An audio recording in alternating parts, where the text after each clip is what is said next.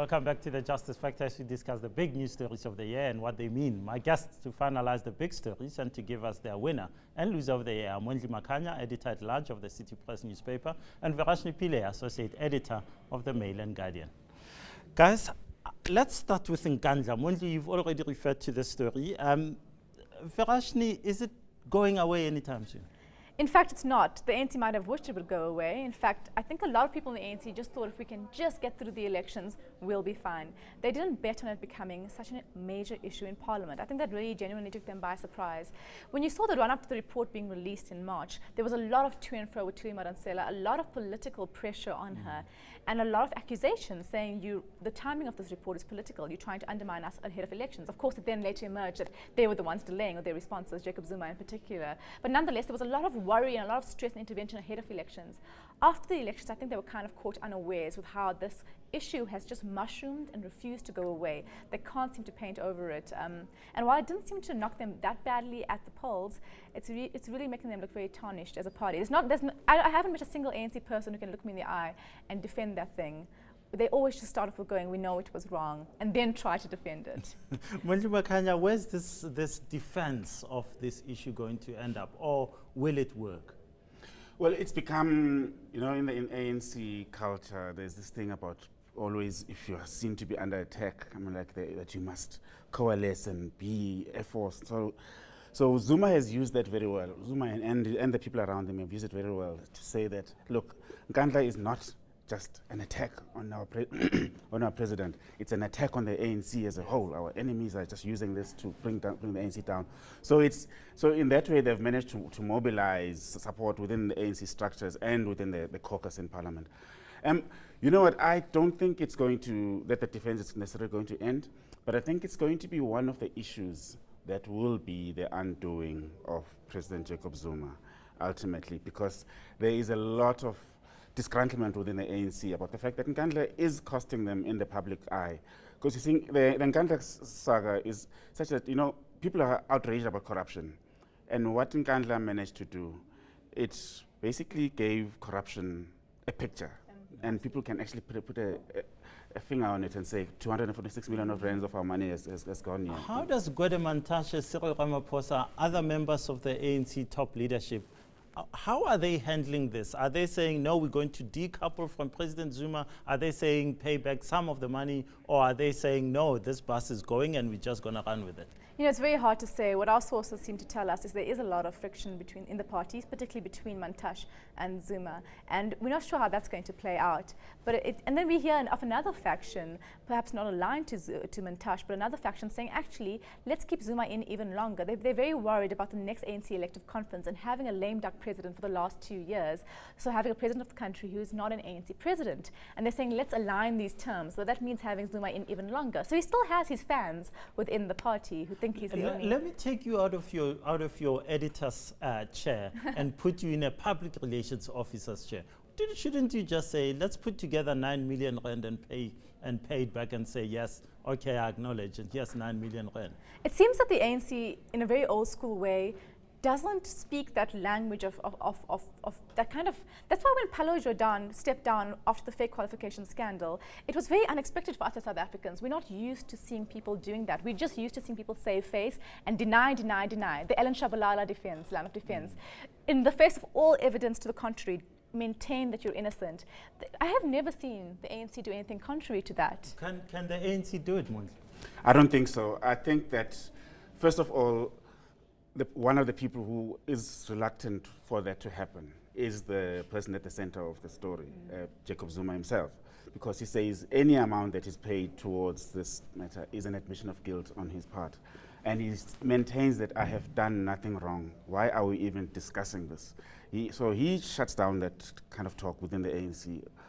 But also there's a realization that that money would need to be raised from somewhere. So it would be raised from businessmen, and then why do those businessmen why would they want to give that money? And I'm like, pay a bit of tax on it, and then it goes away. But then you are extending the corruption to yet another.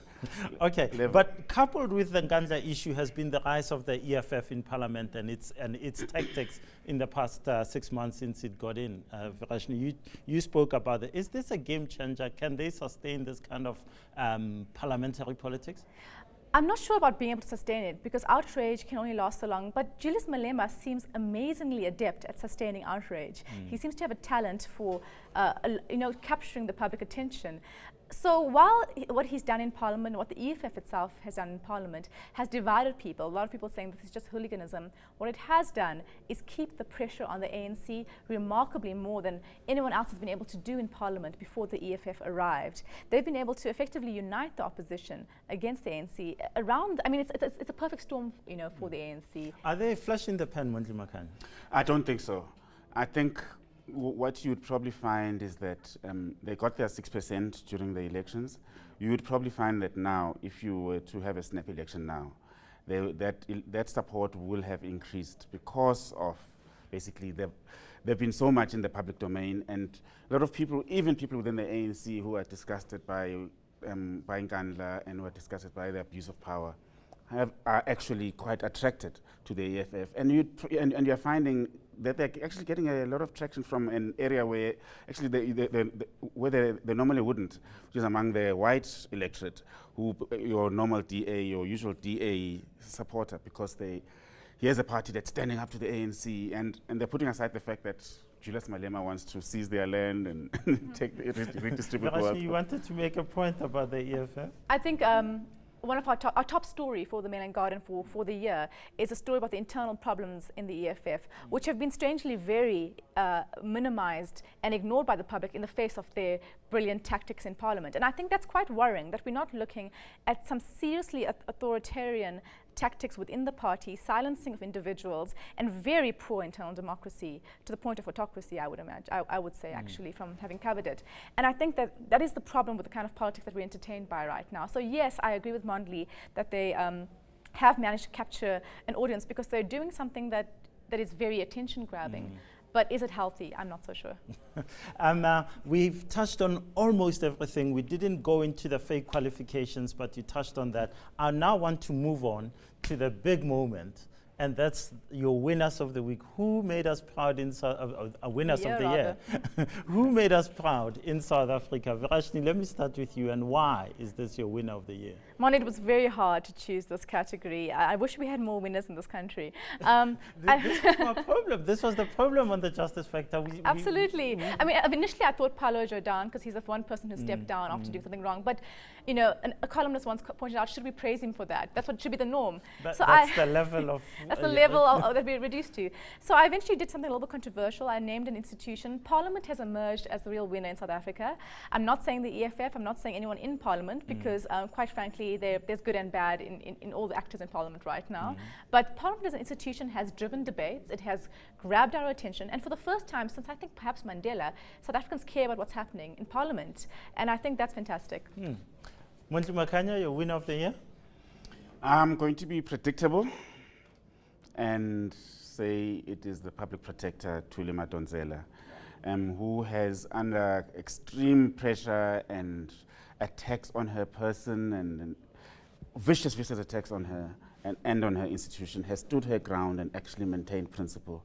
And she has shown us basically what integrity is and what courage is, and that South Africans, if we are to emulate Nelson Mandela, those are the kinds of values and that we should.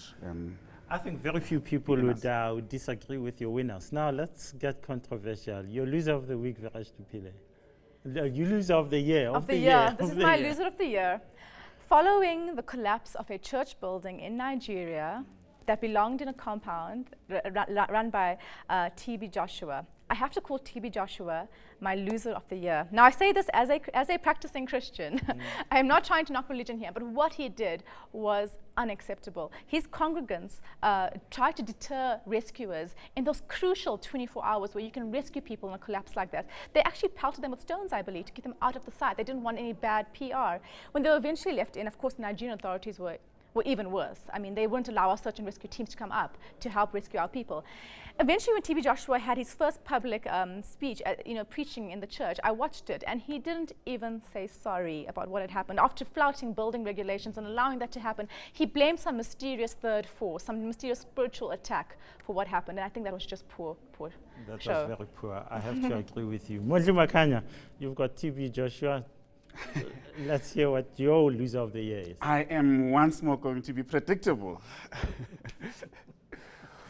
Because look, when you look at every crisis that we are facing in this country, they are the fingerprints of one man in all those crises, and that is the President of the Republic, Jacob Zuma.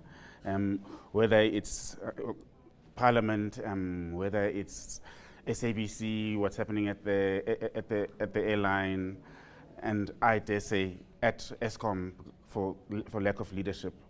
I think you see Jacob Zuma there. He basically, both from a public morality point of view, he has not provided leadership. From a political leadership view, he has not provided leadership. And from a presidential point of view, we're facing an economic crisis, and he is nowhere to be seen or found. We're facing an infrastructure crisis, and he's nowhere to be seen and found. So I would say the loser of the year is the man from Kandla. Mondli Makhanya, thanks so much for your contribution. Verashni, Pillay, thanks so much for your contributions, both of you. I'm sure our viewers out there will be sending us tweets and text messages complaining about both your losers, but you've been very brave, and thank you. Well, you've heard what the experts have to say. After the break, we give you our winner of the year and, of course, the big loser of the year.